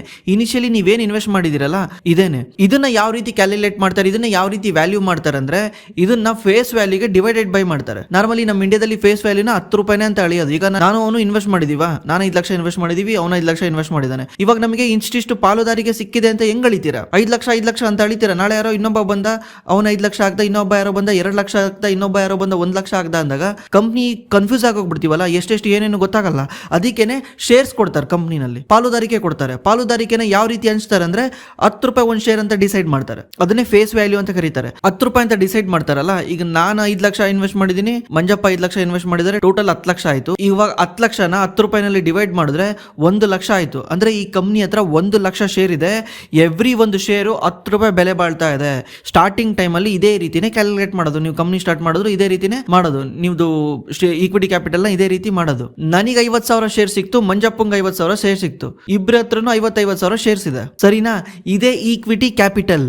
ಇದನ್ನ ಈಕ್ವಿಟಿ ಕ್ಯಾಪಿಟಲ್ ಅಂತ ಕರೀತಾರೆ. ಈಗ over A period of time ನೀವು ಬಿಸ್ನೆಸ್ ನ ಸ್ಟಾರ್ಟ್ ಮಾಡಿ ಬಿಸ್ನೆಸ್ ನ ರನ್ ಮಾಡಿದ್ರಿ, ಲಾಭ ಮಾಡಿದ್ರಿ, ಚೆನ್ನಾಗಿ ಲಾಭ ಮಾಡ್ಬಿಟ್ರಿ. ಅದು ಇದು ಎಕ್ಸ್ಪೆನ್ಸ್ ಎಲ್ಲ ಕಳೆದ್ಬಿಟ್ಟು ಲಾಭ ಉಳಿತು. ಈಗ ನೀವೇನ್ ಅನ್ಕೊಂತೀರಾ, ಈ ಬಿಸ್ನೆಸ್ ಅಲ್ಲಿ ನಾವಿಬ್ರು ಹಂಚ್ಕೊಳೋದು ಬೇಡ, ಬಂದಿರೋ ಲಾಭನ ವಾಪಸ್ ಡಿವಿಡೆಂಟ್ ಆಗಿ ತಗೊಳೋದು ಬೇಡ, ಲಾಭ ಹಂಚ್ಕೊಳೋದು ಬೇಡ, ನಾವೇನ್ ಮಾಡೋಣ ಬಿಸ್ನೆಸ್ ಒಳಗೆ ಇಡೋಣ ಅಂತ. ವಾಪಸ್ ಏನ್ ಮಾಡ್ತೀರಾ, ದುಡ್ಡನ್ನ ಬಿಸ್ನೆಸ್ ಅಲ್ಲೇ ಇನ್ವೆಸ್ಟ್ ಮಾಡ್ತೀರಾ. ಒಂದು ಫ್ಯಾಕ್ಟ್ರಿ ಇರೋದನ್ನ ಇನ್ನೊಂದು ಫ್ಯಾಕ್ಟ್ರಿ ಆಗಿ ಮಾಡ್ತೀರಾ, ವಾಪಸ್ ಇನ್ವೆಸ್ಟ್ ಮಾಡ್ತೀರಾ. 10 ಲಕ್ಷ ನೀವು ಇನಿಷಿಯಲ್ ಇನ್ವೆಸ್ಟ್ ಮಾಡಿದ್ರಲ್ಲ, ಅದರಲ್ಲಿ ಒಂದು ಫ್ಯಾಕ್ಟ್ರಿ ಬಿಲ್ಡ್ ಆಗಿತ್ತು. ಇವಾಗ 10 ಲಕ್ಷ ಎಕ್ಸ್ಟ್ರಾ ಇನ್ವೆಸ್ಟ್ ಮಾಡ್ತಿದ್ದೀರಲ್ಲ, ಅದರಲ್ಲಿ ಇನ್ನೊಂದು ಫ್ಯಾಕ್ಟ್ರಿ ಬಿಲ್ಡ್ ಆಗ್ತಾ ಇದೆ. ಇವಾಗ ಎಕ್ಸ್ಟ್ರಾ ಏನ್ 10 ಲಕ್ಷ ನಿಮಗೆ ಲಾಭ ಬಂದು ಇನ್ವೆಸ್ಟ್ ಮಾಡಿದಿರಲ್ಲ, ಇದೇನಾಗುತ್ತೆ, ರಿಸರ್ವ್ಸ್ ಅಲ್ಲಿ ಹೋಗುತ್ತೆ, ಶೇರ್ ಕ್ಯಾಪಿಟಲ್ ಅಲ್ಲಿ ಬರಲ್ಲ. ಶೇರ್ ಕ್ಯಾಪಿಟಲ್ ಅಲ್ಲಿ ಇನಿಷಿಯಲಿ ಏನ್ ಇನ್ವೆಸ್ಟ್ ಮಾಡಿರ್ತೀರಾ ಅದು ಮಾತ್ರ ಶೇರ್ ಕ್ಯಾಪಿಟಲ್ ಅಲ್ಲಿ ಬರುತ್ತೆ. ನೆಕ್ಸ್ಟ್ ನೀವ್ ಏನೇ ಲಾಭ ಮಾಡಿದ್ರು, ಏನೇ ಲಾಭದಿಂದ ಏನಾದ್ರು ಬೈ ಮಾಡಿದ್ರು ಕೂಡ ಎಲ್ಲ ರಿಸರ್ವ್ಸ್ ಅಲ್ಲಿ ಬರುತ್ತೆ. ಅರ್ಥ ಆಯ್ತಾ? ರಿಸರ್ವ್ಸ್ ಅಂದ್ರೆ ಏನು, ಶೇರ್ ಕ್ಯಾಪಿಟಲ್ ಅಂದ್ರೆ ಏನು ಅಂತ. ಇವಾಗ ನೀವು ಕೇಳ್ತಿದ್ದೀರಾ, ಈ ಶೇರ್ ಕ್ಯಾಪಿಟಲ್ ಮತ್ತೆ ರಿಸರ್ವ್ಸ್ ಯಾಕೆ ಲಯಬಿಲಿಟಿ ಸೈಡ್ ಅಲ್ಲಿ ಬರುತ್ತೆ ಬ್ಯಾಲೆನ್ಸ್ ಶೀಟ್ ಅಲ್ಲಿ ಅಂತ, ಯಾಕೆ ಅಸೆಟ್ ಸೈಡ್ ಅಲ್ಲಿ ಬರಲ್ಲ, ಇದು ದುಡ್ಡಲ್ವಾ, ಯಾಕೆ ಅಸೆಟ್ ಸೈಡ್ ಅಲ್ಲಿ ಬರಲ್ಲ ಅಂತ. ನೀವೊಂದು ಕಂಪನಿನ ಇಂಡಿವಿಜುವಲ್ ತರ ನೋಡಬೇಕು, ಅದೊಂದು ಸಪರೇಟ್ ಎಂಟಿಟಿ. ಅದಕ್ಕೆ ಅದನ್ನ ಎಂಟಿಟಿ ಅಂತ ಕರೀತಾರೆ. ಎಂಟಿಟಿ ಅಂದ್ರೆ ಅದು ಸಪರೇಟ್. ನಾನು ಫೌಂಡರ್ ಬೇರೆ, ನೀವು ಬೇರೆ ಅಲ್ವಾ? ಈಗ ನೀವೇನ್ ಅಂತೀರಾ, ನಮ್ ಕಂಪ್ನಿ ಅಂತೀರಾ, ನಾನೇ ಆ ಕಂಪ್ನಿ ಅಂತೀರಾ. ಯಾರ್ ಕಂಪ್ನಿ ಅಂತ ಕೇಳಿದ್ರೆ ನಾನ್ ಕಂಪ್ನಿ ಅಂತ ಹೇಳ್ತೀರಾ, ನೀನೇ ಆ ಕಂಪ್ನಿ ಅಂತ ಹೇಳ್ತೀರಾ. ಅದು ಸಪರೇಟ್ ಎಂಟಿಟಿ, ಅದನ್ನ ಸಪರೇಟ್ ತರ ನೋಡ್ತಾರೆ. ಇವಾಗ ಇದು ಸಪರೇಟ್ ಅಂತ ತಗೊಂಡಾಗ ಈ ಕಂಪ್ನಿಯನ್ನ ಬಿಲ್ಡ್ ಮಾಡಕ್ಕೆ ದುಡ್ಡು ಹಾಕಿರೋದು ಯಾರು? ನಾನು ಮತ್ತೆ ನೀವಲ್ವಾ? ನಾನು 5 ಲಕ್ಷ ಹಾಕಿದೀನಿ, ನೀವು 5 ಲಕ್ಷ ಹಾಕಿದೀರಾ. ಮತ್ತೆ ಈ ಕಂಪ್ನಿ ಏನೇ ಲಾಭ ಮಾಡಿದ್ರು ಯಾರಿಗೆ ವಾಪಸ್ ಕೊಡಬೇಕು? ಶೇರ್ ಹೋಲ್ಡರ್ಸ್ ವಾಪಸ್ ಕೊಡ್ಬೇಕಾ? ಹಂಗಿದ್ರೆ ಈ ಕಂಪ್ನಿನಲ್ಲಿ ಈ ಶೇರ್ ಹೋಲ್ಡರ್ ಕ್ಯಾಪಿಟಲ್ ಮತ್ತೆ ರಿಸರ್ವ್ಸ್ ಅಸೆಟ್ ಅಲ್ಲಿ ಇರಬೇಕಾ, ಲಯಬಿಲಿಟೀಸ್ ಅಲ್ಲಿ ಇರಬೇಕಾ? ಬಿಕಾಸ್ ಇವತ್ತೆಲ್ಲ ನಾಳೆ ಅದನ್ನ ವಾಪಸ್ ಕೊಡಬೇಕು. ಕಂಪ್ನಿ ಅದನ್ನ ಯೂಸ್ ಮಾಡ್ಕೊಂಡು ದುಡ್ಡು ಮಾಡ್ತಾ ಇದೆ. ಇವತ್ತೆಲ್ಲ ನಾಳೆ ದುಡ್ಡು ವಾಪಸ್ ಕೊಡ್ಬೇಕಂದಾಗ ಕಂಪ್ನಿ ಬ್ಯಾಲೆನ್ಸ್ ಶೀಟ್ ಅಲ್ಲಿ ಅದು ಅಸೆಟ್ ಅಲ್ಲಿ ಇರಬೇಕಾ, ಲಯಬಿಲಿಟೀಸ್ ಅಲ್ಲಿ ಇರಬೇಕಾ? ನೀವೇ ಯೋಚನೆ ಮಾಡಿ. ಈಗ ನೀವು ಯಾರ ಹತ್ರ ದುಡ್ಡು ಇಸ್ಕೊಂಡ್ ಬಂದಿರ್ತೀರ, ಒಂದು 10 ಲಕ್ಷ ಇಸ್ಕೊಂಡ್ಬಂದು ನೀವು ವ್ಯಾಪಾರ ಮಾಡ್ತಿರೋ ಏನ್ ಮಾಡ್ತಿರೋ ಅದು secondary. But over A period of time 10 lakh ನೀವು ವಾಪಸ್ ಕೊಡಬೇಕಲ್ಲ, ಯಾರ ಹತ್ರ ಇಸ್ಕೊಂಡಿರ್ತೀರ ಅವ್ರಿಗೆ. ಇವಾಗ ನಿಮ್ಮ ಬ್ಯಾಲೆನ್ಸ್ ಶೀಟಲ್ಲಿ 10 ಲಕ್ಷನ ಏನಂತ ತೋರಿಸ್ತೀರಾ? ಲಯಬಿಲಿಟೀಸ್ ಅಂತ ತೋರಿಸ್ತೀರಾ, ಅಸೆಟ್ ಅಂತ ತೋರಿಸ್ತೀರಾ? ಲಯಬಿಲಿಟೀಸ್ ಅಂತಾನೆ ತೋರಿಸ್ತೀರಾ. ಅದಕ್ಕೆ ಕಂಪನಿಗೂ ಅದೇ ರೀತಿನೇ ಟ್ರೀಟ್ ಮಾಡ್ತಾರೆ, ಕಂಪ್ನಿನೂ ಇದೇ ರೀತಿನೇ ನೋಡ್ತಾರೆ. ಬ್ರೋ ಪಿಕ್ ಮೈ ಕ್ವಶನ್, ಯಾರ ಹತ್ತಿರ ಆದರೂ ಲಮ್ಸಮ್ 10 ಲಕ್ಷ ಇದೆ ಅಂದರೆ 10 ಲಕ್ಷನ ಸ್ಟೇಬಲ್ ಮನಿನಲ್ಲಿ 12% ರಿಟರ್ನ್ ಕೊಡುವಂಥ ಬಾಂಡಲ್ಲಿ ಇನ್ವೆಸ್ಟ್ ಮಾಡಿ ಅದರಲ್ಲಿ ಬರೋ ಪೇ ಔಟ್ನ SIP ಮಾಡ್ಬೋದಾ? ದಯವಿಟ್ಟು ತಿಳಿಸಿ. ಯಾಕಂದರೆ ನಾನು ಮಾರ್ಕೆಟಲ್ಲಿ 8 ಲಕ್ಷ ಇನ್ವೆಸ್ಟ್ ಮಾಡಿ 1.5 ಇಯರ್ ಆಯಿತು. ನನಗೆ ಕೇವಲ 50,000 ಅಷ್ಟೇ ರಿಟರ್ನ್ ಬಂದಿದ್ದು ಮಾರ್ಕೆಟಿಂದ. ನನ್ನ ಐಡಿಯಾಯಿಂದ ಮನಿ ಸೇಫ್ ಇರುತ್ತೆ ಹಾಗೂ SIP ಕೂಡ ರಿಟರ್ನ್ ಬರುತ್ತೆ. ಐ ಹೋಪ್ ಮೈ ಕ್ವಶನ್ ಪಿಕ್ ಮಾಡ್ತೀರಾ ಅನ್ಕೊತೀನಿ. ಫಸ್ಟ್ ಆಫ್ ಆಲ್ ಈ ಥರ ನೀವು ಮಾರ್ಕೆಟ್ನ ಎವ್ರಿ ಇಯರ್ ಈ ಥರ ರಿಟರ್ನ್ ಅಳಿದ್ರೆ ಇದು ಮಾರ್ಕೆಟ್ ಅಲ್ಲ. ಇಲ್ಲಿ ಮಾರ್ಕೆಟಲ್ಲಿ ಫಿಕ್ಸ್ಡ್ ರಿಟರ್ನ್ ಸಿಗಲ್ಲ. ಮಾರ್ಕೆಟ್ ಯಾವಾಗಲೂ ವಾಲಟೈಲಿಟಿ ಆಗಿರುತ್ತೆ. ಇವತ್ತು ನಿಮಗೆ 50,000 ಸಿಕ್ಕಿದೆ ಅಂದರೆ ಮುಂದಿನ ವರ್ಷ ಇದು ಮೇ ಬಿ 5 ಲಕ್ಷಕ್ಕೆ ಹೋಗ್ಬೋದು. ಹಂಗಂತ ಮುಂದಿನ ವರ್ಷ ಎವ್ರಿ ಇಯರ್ ಇಷ್ಟೇ ಸಿಗುತ್ತೆ ಅಂತ ಅನ್ಕೊಳಕ್ಕಾಗಲ್ಲ. ಮೇ ಬಿ ಒಂದು 7-8% ಆಗುತ್ತೆ 8 ಲಕ್ಷಕ್ಕೆ. ನಾಳೆ ಒಂದು ದಿವಸ ನಿಮಗೆ 5 ಲಕ್ಷ ಲಾಭ ಬಂತ ತಕ್ಷಣ ಅದು 70% ಆಗುತ್ತೆ ಲಾಭ. ನೀವು ಎವ್ರಿ ಇಯರ್ 70% ಅಂತ ತಿಳ್ಕೊಂಡ್ರೆ ನಿಮ್ಮಂತ ಶತಮೂರ್ಖರು ಯಾರು ಇರಲ್ಲ. ಮಾರ್ಕೆಟ್ ಯಾವಾಗಲೂ ಹಿಂಗೇನೆ, ಒಂದು ವರ್ಷ ಜಾಸ್ತಿ ರಿಟರ್ನ್ ಕೊಡುತ್ತೆ, ಒಂದು ವರ್ಷ ಕಮ್ಮಿ ರಿಟರ್ನ್ ಕೊಡುತ್ತೆ, ಒಂದು ವರ್ಷ ಏನು ರಿಟರ್ನ್ ಕೊಡಲ್ಲ, ಮೈನಸ್ ಅಲ್ಲಿ ಇರುತ್ತೆ. ಅಟ್ಲೀಸ್ಟ್ ನಿಮ್ದು ಪ್ಲಸ್ ಅಲ್ಲಿ ಇದೆ, ಖುಷಿ ಪಡಿ. ಆಮೇಲೆ ನೀವು ಸ್ಟೇಬಲ್ ಮನಿದು 12% ರಿಟರ್ನ್ ಕೊಡೋ ಬಾಂಡ್ ಹೇಳಿದ್ರೆ ನೀವೇ ಯೋಚನೆ ಮಾಡಿ. ನಾನು ಆಲ್ರೆಡಿ ಅದ್ರ ಬಗ್ಗೆ ಒಂದು ವಿಡಿಯೋ ಮಾಡಿದ್ದೀನಿ. ಕಾರ್ಪೊರೇಟ್ ಬಾಂಡ್ಗಳು ಏನು ಇಶ್ಯೂ ಮಾಡ್ತಿದಾರಲ್ಲ ಅದರಲ್ಲಿ ಎಷ್ಟು ಜಾಸ್ತಿ ಇಂಟ್ರೆಸ್ಟ್ ಇರುತ್ತೋ ಅಷ್ಟೇ ರಿಸ್ಕ್ ಇರುತ್ತೆ. ಈಗ ಅವನು ನಿಮಗೆ 12% ಕೊಡ್ತಿದ್ದಾನೆ ಅಂದ್ರೆ ಅವನೊಂದು ಐಡಿಯಾ ಇದೆ ತಾನೆ ಇದಕ್ಕಿಂತ ಜಾಸ್ತಿ ದುಡಿಬೇಕಂತ. ಈಗ ಎಕ್ಸಾಂಪಲ್, ನಾನು ನಿಮ್ಮ ಹತ್ರ 10 ಲಕ್ಷ ಸಾಲ ತಗೊಂಡಿದ್ದೀನಿ. 10 ಲಕ್ಷ ಸಾಲ ತಗೊಂಡ್ಬಿಟ್ಟು ಎವ್ರಿ ಇಯರ್ 10% ಇಂಟ್ರೆಸ್ಟ್ ಕೊಡ್ತೀನಿ. ನಾನು ನಿಮಗೆ 10% ಇಂಟ್ರೆಸ್ಟ್ ಕೊಡ್ತೀನಿ ಅಂತ ಹೇಳ್ತಿದ್ದೀನಿ. ಇವಾಗ ನನಗೆ ಈ 10 ಲಕ್ಷದಲ್ಲಿ ನಾನು 10%ಗಿಂತ ಜಾಸ್ತಿ ದುಡಿತೀನಿ ಅನ್ನೋ ಒಂದು ನಂಬಿಕೆ ಇದ್ರೆ ತಾನೇ ನಾನು ನಿಮ್ಮ ಹತ್ರ ಹೋಗಿ ಈ 10% ರಿಟರ್ನ್ ಕೊಡ್ತೀನಿ ಅಂತ ಪ್ರಾಮಿಸ್ ಮಾಡೋಕ್ಕೆ. ಅರ್ಥ ಆಗ್ತಿದ್ಯಾ? ಆ 10%ಗಿಂತ ಜಾಸ್ತಿ ದುಡಿಬೇಕಂದ್ರೆ ಅವ್ನು ಏನು ಮಾಡಬೇಕು? ಬಿಸ್ನೆಸ್ ಮಾಡಬೇಕು. ಬಿಸ್ನೆಸ್ ಅಂದ ತಕ್ಷಣ ಅಲ್ಲಿ ಎಗೇನ್ ಮತ್ತೆ ವಾಲಟೈಲಿಟಿ ಇದ್ದೇ ಇದೆಯಲ್ಲ, ಲಾಭ ನಷ್ಟ ಇದ್ದೇ ಇದೆಯಲ್ಲ. ಜಾಸ್ತಿ ರಿಸ್ಕ್ ತಗೊಂಡ್ರೆ ಏನಾಗುತ್ತೆ, ಇವ್ನು ಜಾಸ್ತಿ ಇಂಟ್ರೆಸ್ಟ್ ರೇಟ್ ಪೇ ಮಾಡಿದ್ರೆ ಏನಾಗುತ್ತೆ, ಇವ್ನು ಜಾಸ್ತಿ ರಿಸ್ಕ್ ತಗೊಂತಾನೆ. ರಿಸ್ಕ್ ಅಂಡ್ ರಿವಾರ್ಡ್ ಫಿಕ್ಸ್ಡ್ ಅಂದ ತಕ್ಷಣ ಫಿಕ್ಸ್ಡ್ ಅಲ್ಲ, ಅದು ರಿಸ್ಕ್ ಅಂಡ್ ರಿವಾರ್ಡ್ ಇದ್ದೇ ಇರುತ್ತೆ. ನೀವು 12% ಫಿಕ್ಸ್ಡ್ ರಿಟರ್ನ್ ಕೊಡ್ತಿದ್ದಾನೆ ಅಂದ್ರೆ ರಿಸ್ಕ್ ಕೂಡ ಇರುತ್ತೆ. ದಯವಿಟ್ಟು ಅರ್ಥ ಮಾಡ್ಕೊಳ್ಳಿ. ಬಾಂಡಲ್ಲಿ ಕೂಡ ಯಾರು ಜಾಸ್ತಿ ಇಂಟ್ರೆಸ್ಟ್ ಕೊಡ್ತಾರೆ ಅಲ್ಲಿ ರಿಸ್ಕ್ ಇರುತ್ತೆ, ಯಾರು ಕಮ್ಮಿ ಇಂಟ್ರೆಸ್ಟ್ ಕೊಡ್ತಾನೆ ಅಲ್ಲಿ ರಿಸ್ಕ್ ಕಮ್ಮಿ ಇರುತ್ತೆ. ಇದೆಲ್ಲನೂ ರೇಟಿಂಗ್ ಮೇಲೆ ಡಿಪೆಂಡ್ ಆಗಿರುತ್ತೆ. AAA, AA+, ಈ ತರ ಇದು ಬಾಂಡ್ ರೇಟಿಂಗ್ ಮೇಲೆ ಡಿಪೆಂಡ್ ಆಗಿರುತ್ತೆ. ಇದನ್ನ ನೋಡಿ ಇನ್ವೆಸ್ಟ್ ಮಾಡಿ. ಸುಮ್ಮನೆ 12% ಕೊಡ್ತಾನೆ 13% ಕೊಡ್ತಾನೆ ಅಂತ ಹೋಗಿ ಇನ್ವೆಸ್ಟ್ ಮಾಡಬೇಡಿ. ಎಷ್ಟು ಜಾಸ್ತಿ ರಿಟರ್ನ್ ಕೊಡ್ತಾರೆ ಆ ಥರ ಹೋಗಿ ಇನ್ವೆಸ್ಟ್ ಮಾಡಿದ್ರೆ ವೆರಿ ರಿಸ್ಕಿ. ನಾನೇ ಇವಾಗಲೇ ಹೇಳ್ತಿದ್ದೀನಿ, ವೆರಿ ರಿಸ್ಕಿ. ಬಾಂಡಲ್ಲಿ ಯಾವಾಗ ಇನ್ವೆಸ್ಟ್ ಮಾಡಬೇಕಂದ್ರೆ ನಮ್ಮದು ಶಾರ್ಟ್ ಟರ್ಮ್ ಗೋಲ್ ಇರುತ್ತಲ್ಲ. ಈಗ ನೀವು 1 ವರ್ಷ 2 ವರ್ಷ ಮಾರ್ಕೆಟ್ನ ಪ್ರಿಡಿಕ್ಟ್ ಮಾಡೋಕ್ಕಾಗಲ್ಲ, ಮೇಲೆ ಹೋಗುತ್ತೆ ಕೆಳಗೋಗುತ್ತಾ ಅಂತ. ನಿಮ್ಮದು 1 ವರ್ಷದಲ್ಲಿ ಏನಾದರೂ ಗೋಲ್ ಇರುತ್ತೆ. ಮಗಳದ್ದು ಸ್ಕೂಲ್ ಫೀಸ್ ಕಟ್ಟಬೇಕಾಗಿರುತ್ತೆ, ಅಥವಾ ಒಂದು ಮದುವೆ ಬರ್ತಾ ಇದೆ, ಅಥವಾ ಕಾರ್ ತಗೊಳಕ್ಕೆ ನೀವು ಒಂದು ಡೌನ್ ಪೇಮೆಂಟ್ ರೆಡಿ ಮಾಡಬೇಕಾಗಿದೆ, ಅಥವಾ ನೀವು ಮನೆ ತಗೊಳಕ್ಕೆ ಒಂದು ಡೌನ್ ಪೇಮೆಂಟ್ ರೆಡಿ ಮಾಡಬೇಕಾಗಿದೆ, ಅಥವಾ ಇಂಟೀರಿಯರ್ ಖರ್ಚು ಮಾಡೋಕ್ಕೆ ನೀವು ಸ್ವಲ್ಪ ದುಡ್ಡು ಜೋಡಿಸ್ಬೇಕಾಗಿದೆ. ಇದನ್ನೆಲ್ಲ ತಾಮನ್ ಮಾರ್ಕೆಟಲ್ಲಿ ಹಾಕೋಕ್ಕಾಗಲ್ಲ. ಯಾಕಂದರೆ ಮಾರ್ಕೆಟು 1 ವರ್ಷದಲ್ಲಿನೇ ಮೇಲೋಗಲ್ಲ, ಒಂದೊಂದು ವರ್ಷ ಅಲ್ಲೇ ಸೆಟ್ಲ್ ಆಗಿಬಿಡುತ್ತೆ. ಅಂತ ದುಡ್ಡನ್ನ ನೀವು ಬಾಂಡಲ್ಲಿ ಇನ್ವೆಸ್ಟ್ ಮಾಡಬೇಕು, FD ನಲ್ಲಿ ಇನ್ವೆಸ್ಟ್ ಮಾಡಬೇಕು. ಬಿಕಾಸ್ ಅಲ್ಲಿ ನನಗೆ ರಿಟರ್ನ್ ಮುಖ್ಯ ಅಲ್ಲ, ಸೇಫರ್ ಮುಖ್ಯ, ವಾಲಟೈಲಿಟಿ ಇಲ್ಲದೆ ಇರೋದು ಮುಖ್ಯ. ಬಟ್ ನಿಮ್ಗೆ FDಗಿನ್ನ ಬಾಂಡ್ಸಲ್ಲಿ ಸ್ವಲ್ಪ ಬೆಟರ್ ರಿಟರ್ನ್ ಬರ್ಬೋದು.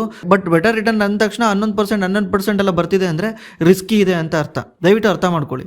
Hi bro, big fan of your video. I have been following video and investing more than 2 years now. I am 36 years old. I sincerely thank you for the wonderful insight videos for you share. I have one request. Could you please make a detailed video on how to build a long-term investment portfolio? It would be helpful if you could explain what are the sector you should included in the portfolio, how to divide investment among the large cap, mid cap, small cap companies, what are the percentage of allocation you personally prefer or recommend, how to maintain proper diversification and discipline as an investor. This will help us to become more structured and long-term focus for our investing journey. Thank you again for your valuable content. Bro, ನೀವು direct personal investment advice ಥರ ಕೇಳಕ್ಕೆ ಹೋಗ್ತಿದ್ದೀರಾ. ಇದೆಲ್ಲ SEBI rules ಪ್ರಕಾರ ಈ ಥರ ಎಲ್ಲ ಮಾತಾಡೋಂಗೇ ಇಲ್ಲ. ನೀವು ಯಾವ ಸೆಕ್ಟರಲ್ಲಿ ಇನ್ವೆಸ್ಟ್ ಮಾಡಬೇಕು, ಪೋರ್ಟ್ಫೋಲಿಯೋ ಲೊಕೇಶನ್ ಏನಿರಬೇಕು, ಸ್ಮಾಲ್ ಕ್ಯಾಪ್ ಎಷ್ಟು ಇಟ್ಕೊಬೇಕು, ಮಿಡ್ ಕ್ಯಾಪ್ ಎಷ್ಟು ಇಟ್ಕೊಬೇಕು ಅಂತ, ಇದು ಕಂಪ್ಲೀಟ್ಲಿ ಇನ್ವೆಸ್ಟ್ಮೆಂಟ್ ಅಡ್ವೈಸ್ ಆಗುತ್ತೆ. ಈ ಥರ ಪರ್ಸ್ನಲಿ ಮಾತಾಡೋಂಗೇ ಇಲ್ಲ. ಬಿಕಾಸ್ ನಾನು ಯಾವಾಗಲೂ ಹೇಳ್ತಿರ್ತೀನಿ, ನಿಮ್ಮದೊಂದು ರಿಸ್ಕ್. ಈಗ ನಾನು ನಿಮಗೊಂದೇನೋ ಹೇಳಿದೆ ಅಂದರೆ, ನೀವು 36 ಇಯರ್ಸ್ ಮೇಲೆ ನಿಮ್ಗೊಂದೇನೋ ಹೇಳಿದೆ ಅಂದರೆ ಇದನ್ನೆಲ್ಲರೂ ಫಾಲೋ ಮಾಡ್ತಾರೆ. 21 ವರ್ಷದ ಹುಡುಗನೂ ಫಾಲೋ ಮಾಡ್ತಾನೆ, 22 ವರ್ಷದ ಹುಡುಗನೂ ಫಾಲೋ ಮಾಡ್ತಾನೆ. 21 ವರ್ಷದ ಹುಡುಗಂಗೆ ಹೇಳಿದ್ರೆ 50 ವರ್ಷದಲ್ಲಿರೋರು ಫಾಲೋ ಮಾಡ್ತಾರೆ. ಇದು ವೆರಿ ಡೇಂಜರಸ್. ಬಿಕಾಸ್ ಪಬ್ಲಿಕ್ ಅಲ್ಲಿ ಮಾತಾಡಿದಾಗ ನಾವು ಯಾವಾಗ್ಲೂ 1 ಪರ್ಸನ್ ಎಕ್ಸಾಂಪಲ್ ತಗೊಂಡು ಮಾತಾಡಬಾರ್ದು. ಯಾಕಂದ್ರೆ ನೋಡ್ತಿರೋರೆಲ್ಲರೂ ಸೇಮ್ ಏಜ್ ಇರಲ್ಲ, ಸೇಮ್ ರಿಸ್ಕ್ ಅಪಟೈಟ್ ಇರಲ್ಲ. ರಿಸ್ಕ್ ಅಪಟೈಟ್ ಅಂತ ಕರಿತೀವಿ. ರಿಸ್ಕ್ ಅಪಟೈಟ್ ಎಲ್ಲರದು ಒಂದೇ ತರ ಇರಲ್ಲ. ಈಗ ಅವಾಗಲೇ ಯಾರೋ ಕ್ವಶನ್ ಕೇಳಿದ್ರು, ಅವ್ರದ್ದು ಬಾಂಡ್ ಅಲ್ಲಿ ಇನ್ವೆಸ್ಟ್ ಮಾಡಿದ್ರೆ ಸೇಫ್ ಆಗಿರುತ್ತೆ, ಮಾರ್ಕೆಟ್ ಜಾಸ್ತಿ ವಾಲಟೈಲಿಟಿ ಇರುತ್ತೆ ಅಂತ. ಅವ್ರಿಗೆ ಏನ್ ಹೇಳ್ಬೋದು ಅಂದ್ರೆ, ಸರ್ ನೀವು ರಿಸ್ಕ್ ನ ಜಾಸ್ತಿ ತಗೊಂಡ್ಬೇಡಿ, ಬಿಕಾಸ್ ನಿಮ್ಗೆ ರಿಸ್ಕ್ ಅಂದ್ರೆ ಇಷ್ಟ ಇಲ್ಲ ಅಂತ. ಅವ್ರಿಗೆ ರಿಸ್ಕ್ ತಗೊಳಕ್ ಇಷ್ಟ ಇರುತ್ತೆ, ಮೇಳೆ ಕೆಳಗೆ ಬಂದ್ರು ಪರವಾಗಿಲ್ಲ, ದುಡ್ಡು ಮಾಡ್ಬೇಕು ಲೈಫಲ್ಲಿ ಅಂತ. ನೀವು ನನಗೆ ಸಜೆಷನ್ ಕೊಟ್ಟಿದ್ದು ಒಳ್ಳೇದಾಯ್ತು. ನಾನು ಸಪ್ರೇಟ್ ಒಂದು ವಿಡಿಯೋ ಮಾಡ್ತೀನಿ.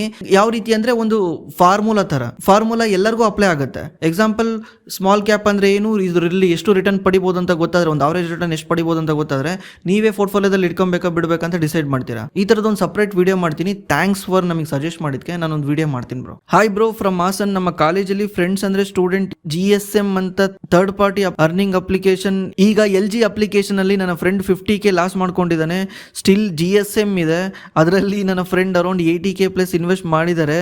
Famous company names BlackRock, JP Morgan, ETC ಕಂಪ್ನಿಗಳ ನೇಮ್ ಪೋಸ್ಟರ್ ಸಿಂಬಲ್ ಯೂಸ್ ಮಾಡಿ 1K ಇನ್ವೆಸ್ಟ್ಮೆಂಟ್ ಮಾಡಿ 13% ಡೈಲಿ ರಿಟರ್ನ್ 40 ಡೇ ಅಲ್ಲಿ ಬಿಟ್ರೆ 21K ಆಗುತ್ತೆ ಅಂತ ಫೇಕ್ ಟ್ರಸ್ಟ್ ಕ್ರಿಯೇಟ್ ಮಾಡಿ ಇನ್ವೆಸ್ಟ್ ಮಾಡಿಸಿ ಸ್ಟೂಡೆಂಟ್ನ ಟ್ರ್ಯಾಪ್ ಅಲ್ಲಿ ತಗೊಳ್ಳೋದು ಹೋಗ್ತಾ ಇದ್ದಾರೆ. ಇಲ್ಲಿ 15K 17K 6K ಎಲ್ಲ ಇನ್ವೆಸ್ಟ್ ಮಾಡಿ ಶಾರ್ಟ್ ಕಟ್ ಟ್ರ್ಯಾಪ್ ಅಲ್ಲಿ ಹೋಗ್ತಾ ಇದ್ದಾರೆ. ಸ್ಟೂಡೆಂಟ್ ಅವೇರ್ನೆಸ್ಗೆ ಒಂದು ಕ್ವಶನ್ ಪಿಕ್ ಮಾಡಿ ಸರ್. ಬ್ರೋ, ನಾನು ಕ್ವಶನ್ ಪಿಕ್ ಮಾಡೋದ್ರಿಂದ ಅವ್ರಿಗೆ ನಿಜವಾಗ್ಲೂ ಮ್ಯಾಟ್ರ್ ಆಗಲ್ಲ, ಬಿಕಾಸ್ ನಾನೇನು ದೊಡ್ಡ ಲಾಡಲ್ಲ. ಆಮೇಲೆ ನಾನು ಏನು ಮಾತಾಡೋದ್ರು ಬೋರಿಂಗ್ ಆಗಿರುತ್ತೆ. ಸ್ಟೂಡೆಂಟ್ಸ್ಗೆ ಹೆಂಗಿರ್ಬೇಕು ಹೇಳಿ, how to make money in online, part ಟೈಮಲ್ಲಿ ದುಡ್ಡು ಮಾಡೋದು ಹೆಂಗೆ, ಏನು ಕೆಲಸ ಮಾಡೋದರೆ ದುಡ್ಡು ಮಾಡೋದು ಹೆಂಗೆ, how to make money without investment, ಇಂಥವೇನಾದರೂ ಕಂಟೆಂಟ್ ಮಾಡಿದ್ರೆ ಅವರು ಪಟ ಪಟ ಪಟ ಅಂತ ಲೈಕ್ ಮಾಡ್ತಾರೆ, ಕಮೆಂಟ್ ಮಾಡ್ತಾರೆ, ವಿಡಿಯೋನ ವೈರಲ್ ಮಾಡ್ತಾರೆ. ನಾವಿಲ್ಲಿ ಏನು ಹೇಳ್ತೀವಿ, 12% 15% ಸಿಗೋದು ಕಷ್ಟ, ಹುಷಾರಾಗಿರಿ, ದುಡ್ಡನ್ನ ಹುಷಾರಾಗಿ ಮೇಂಟೈನ್ ಮಾಡಿ, ಈ ಥರ ಎಲ್ಲ ಹೇಳಿದ್ರೆ ಅವ್ರಿಗೆ ಸಿಟ್ಟು ಬಂದ್ಬಿಡುತ್ತೆ. ಅಂಕಲ್ ಥರ ಮಾತಾಡ್ತೀಯಲ್ಲ ಗುರು ನೀನು. ಯಂಗ್ಸ್ಟರ್ಸ್ ಹೆಂಗಿರ್ಬೇಕಂದ್ರೆ, ರಿಸ್ಕ್ ತಗೊಳ್ಬೇಕು ಲೈಫಲ್ಲಿ. ರಿಸ್ಕ್ ಇವಾಗ ತಗೊಳ್ಳಿಲ್ಲದ್ರೆ ಯಾವಾಗ ತಗೊಳ್ತೀಯ? ರಿಸ್ಕ್ ತಗೊಳ್ಬೇಕು. ಹಾಕು 1,000 ಬರುತ್ತಲ್ಲ, 21,000 21 ದಿವಸದಲ್ಲಿ ಅಂತ. ಈ ಥರ ಎಲ್ಲ ಮಾತಾಡಿದ್ರೆ ಅವ್ರಿಗೆ ಚೆನ್ನಾಗಿ ಅನ್ಸುತ್ತೆ. ನಾನು ಏನೇ ಮಾತಾಡಿದ್ರು ಟೈಮ್ ವೇಸ್ಟು. ಬಿಕಾಸ್ ಎಲ್ಲೋ ನಿಮ್ಮಂಥವ್ರು ರಿಯಾಲಿಟಿನ ಅರ್ಥ ಮಾಡ್ಕೊಂಡ್ಬಿಡ್ತೀರಾ, ಈ ಟ್ರ್ಯಾಪಿಂದ ಹೊರಗೆ ಬಂದ್ಬಿಡ್ತೀರಾ. ಬಟ್ ಇವ್ರಿಗೆ ಅರ್ಥ ಮಾಡ್ಸೋಕ್ಕಾಗಲ್ಲ, ನಮ್ಮನ್ನೇ ಸ್ಕ್ಯಾಮ್ ಅಂತಾರೆ. ಸ್ಕ್ಯಾಮ್ ಅನ್ನಲ್ಲ, ಇವರು ಏನೋ ಅಂತಾರಲ್ಲ, ಅದು ಈ ಟ್ರ್ಯಾಪಲ್ಲಿ ಸಿಗಾಕೊಂಡಿದ್ದಾರೆ, ಇವ್ರಿಗಿನ್ನೂ ಗೊತ್ತಿಲ್ಲ, ಇವ್ರಿನ್ನೂ ಇದರಲ್ಲೇ ಇದ್ದಾರೆ, ಇವ್ರಿಗಿನ್ನೂ ಅರ್ಥ ಆಗಕ್ಕೆ ಟೈಮ್ ಆಗುತ್ತೆ, ಅವ್ರಿಗೆ ಅರ್ಥ ಆದಮೇಲೆ ಗೊತ್ತಾಗುತ್ತೆ, ಅಷ್ಟೊತ್ತಿಗೆ ನಾವು ದುಡ್ಡು ಮಾಡಿರ್ತೀವಿ, ನೀನು ತುಂಬ ಓಲ್ಡ್ ಜನ್ರೇಷನಲ್ಲಿ ಇದೆಯಾ, ನೀನು ತುಂಬ ಹಿಂದೆ ಉಳಿದಿದೆಯಾ ಅಂತ ಇವೆಲ್ಲ ಮಾತಾಡ್ತಾರೆ. ಅವ್ರಿಗೆ ಅರ್ಥ ಮಾಡ್ಸೋಕ್ಕಾಗಲ್ಲ. ಎನಿಥಿಂಗ್ ಗ್ಯಾರಂಟಿಡ್ ರಿಟರ್ನ್ ಅಂತ ಏನಾದರೂ ಬಂದರೆ ಅದು ಸ್ಕ್ಯಾಮು. ಇಲ್ಲಿ ಒಂದು ದಿವಸಕ್ಕೆ 13% ಸಿಗುತ್ತೆ ಅಂತ ಹೇಳ್ತಿದ್ದೀರಾ. ನಾನು ರೀಸೆಂಟ್ಲಿ ಒಂದು ಕ್ವಶನ್ ತಗೊಂಡೆ, ನೀವೇ ನೋಡಿರ್ತೀರಾ, ಮೇ ಬಿ ಈ ಪಾರ್ಟ್ ಫಸ್ಟ್ ಬರುತ್ತೋ ಅದು ಬರುತ್ತೋ ಗೊತ್ತಿಲ್ಲ, ಈ ಸೆಕೆಂಡ್ ಪಾರ್ಟ್ ಇದು. ಅದರಲ್ಲಿ 12% ಇಂಟ್ರೆಸ್ಟ್ ರೇಟ್ ಅಂತ ಹೇಳಿದ್ನಲ್ಲ, ಅದು ಎಲ್ಲಿ ಅಂದರೆ ವರ್ಷಕ್ಕೆ 12% ಇಂಟ್ರೆಸ್ಟ್ ರೇಟೇನೆ ಫಿಕ್ಸ್ಡ್ ಅಂತ ಹೇಳಿದ್ರೆ ರಿಸ್ಕಿ ಅಂತ ಹೇಳ್ತಿದ್ದೀನಿ. ನೀವು ನೋಡಿದ್ರೆ ಡೈಲಿ 13% ಬರ್ತಿರೋದನ್ನ ಸೇಫ್ ಅಂತ ಹೇಳ್ತಿದ್ದೀರಾ, ಗ್ಯಾರಂಟಿಡ್ ಅಂತ ಹೇಳ್ತಿದ್ದಾರೆ ಅಂದ್ರೆ ನಂಬ್ತಿದ್ದಾರೆ. ಅರ್ಥ ಮಾಡ್ಕೊಳ್ಳಿ, ನೀವೇ ಅರ್ಥ ಮಾಡ್ಕೊಳ್ಳಿ ಬ್ರೋ. ಅವ್ರಿಗೂ ಹೇಳಿ ಏನು ರಿಯಾಲಿಟಿ ಇಲ್ಲ ಅಂತ. ಅರ್ಥ ಮಾಡ್ಕೊಂಡಿಲ್ದವ್ರಿಗೆ ನಾವೇನು ಮಾಡೋಕ್ಕಾಗಲ್ಲ. ಅವ್ರ ಕೈ ಸುಟ್ಕೊಂಡಲ್ಲೇ ಅವ್ರಿಗೆ ಬುದ್ಧಿ ಬರೋಲ್ಲ. ಕೈ ಸುಟ್ಕೊಂಡ್ಲಿ. ಇವನು ಯಾರು 50,000 ಲಾಸ್ ಮಾಡ್ಕೊಂಡಿದ್ದಾನಲ್ಲ, ಅವ್ನು 50,000 ದುಡಿಯೋಕೆ ಎಷ್ಟು ತಿಂಗಳು ಬೇಕು? ಪಾರ್ಟ್ ಟೈಮಲ್ಲಿ ಗಿಮೋಟೋ ಮಾಡ್ತಾನಂದ್ರೆ 10,000 ದುಡಿಬೋದು ಆ ತಿಂಗಳಲ್ಲಿ. ಅದರಲ್ಲಿ ಒಂದು 2-3 ಸಾವಿರ ಪೆಟ್ರೋಲ್ಗೆ ಹೋಯ್ತು ಅಂದರೆ ಒಂದು 7,000 ಸೇವ್ ಮಾಡ್ತಾನೆ. ಈ 7,000 ಸೇವ್ ಮಾಡೋಕ್ಕೆ ಕಾಲೇಜಿಂದ ಬಂದು ರಾತ್ರಿ ಎಲ್ಲ ಕೆಲಸ ಮಾಡಬೇಕು. ಹಿಂಗೆಲ್ಲ ಮಾಡಿ ಈ 7,000 ಸೇವ್ ಮಾಡಿದ್ರು ಕೂಡ ಈ 50,000 ದುಡಿಯೋಕೆ ಅವನಿಗೆ 7 ರಿಂದ 8 ತಿಂಗಳು ಬೇಕು. 8 ತಿಂಗಳು ಕಷ್ಟಪಟ್ಟು ದುಡಿದಿರೋ ದುಡ್ಡನ್ನ ಒಂದು ಕ್ಷಣಕ್ಕೆ ಲಾಸ್ ಮಾಡ್ಕೊಂಡಿದ್ದಾನೆ. ಇದರಿಂದ ಬುದ್ಧಿ ಕಲಿತಾರೆ. ನಿಮಗೆ ಗೊತ್ತಿರೋದನ್ನ ಹೇಳಿ, ಕೇಳಲಿಲ್ಲದ್ರೆ ಅವ್ರ ಹಣೆ ಬರ, ನಾವೇನು ಮಾಡೋಕ್ಕಾಗತ್ತೆ. ಬ್ರೋ, ಈ ವಿಡಿಯೋದಲ್ಲಿ ನೀವು ಹೇಳಿದ್ರಿ ಜಾಸ್ತಿ ಅಮೌಂಟ್ ಬಂದರೆ ಮ್ಯೂಚುವಲ್ ಫಂಡ್ಗೆ ಮೇಂಟೈನ್ ಮಾಡೋದು ಕಷ್ಟ ಆಗುತ್ತೆ ಅಂತ. ಬಟ್ ಪರಾಕ್ ಪಾರಿಕ್ ಫ್ಲೆಕ್ಸಿ ಕ್ಯಾಪ್ ಬಗ್ಗೆ ನಿಮ್ಮ ಒಪಿನಿಯನ್ ಏನು? ನನ್ನ ಒಪಿನಿಯನ್ ಏನಿಲ್ಲ ಬ್ರೋ, ನನ್ನ ಥರ ಒಪಿನಿಯನ್ ಪಬ್ಲಿಕಲಿ ಅವಾಗಲೇ ಹೇಳ್ದಂಗೆ ಹೇಳೋಕ್ಕಾಗಲ್ಲ. ಬಟ್ ಖುದ್ದು ಫಂಡ್ ಮ್ಯಾನೇಜರ್ ಹೇಳ್ತಿದ್ದಾರೆ, ಇನ್ಮೇಲಿಂದ ನಿಮ್ಮ ಎಕ್ಸ್ಪೆಕ್ಟೇಷನ್ನ ಕಮ್ಮಿ ಮಾಡ್ಕೊಳ್ಳಿ ಅಂತ. ರೀಸೆಂಟ್ಲಿ ಒಂದು ಪಾಡ್ಕಾಸ್ಟಲ್ಲಿ ಕೂಡ ಅದೇ ಹೇಳಿದ್ದಾರೆ, ನಿಮ್ಮ ಎಕ್ಸ್ಪೆಕ್ಟೇಷನ್ ಕಮ್ಮಿ ಮಾಡ್ಕೊಳ್ಳಿ, 10 to 12% ಇಸ್ ಫ್ಯೂಚರ್ ಎಕ್ಸ್ಪೆಕ್ಟೇಷನ್ ಇರಲಿ ಅಂತ.